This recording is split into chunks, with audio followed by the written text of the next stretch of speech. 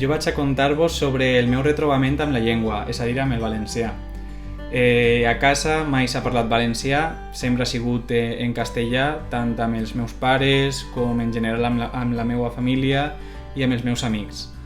Sí que és de veres que jo anava a la línia en valencià de xicotet fins que va acabar l'institut i després, quan va acabar aquesta formació i aquesta educació, no es va continuar, no?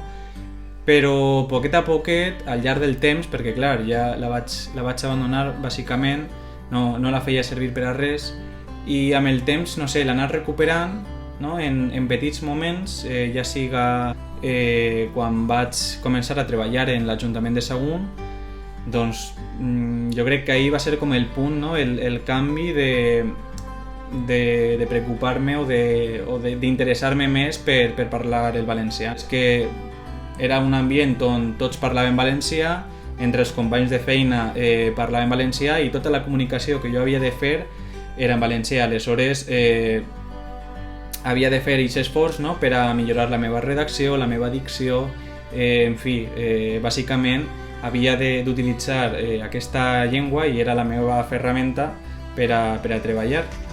I tot això em va motivar, no? I jo ja escoltava música en català.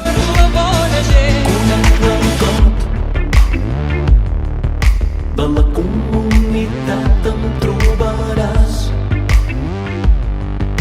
dins d'una casa respectable, gaudint de ser estimat, encaixo I algun llibre sí que llegia en català, però era com una cosa, en música sí, però era una cosa com molt més residual, no? De vegades.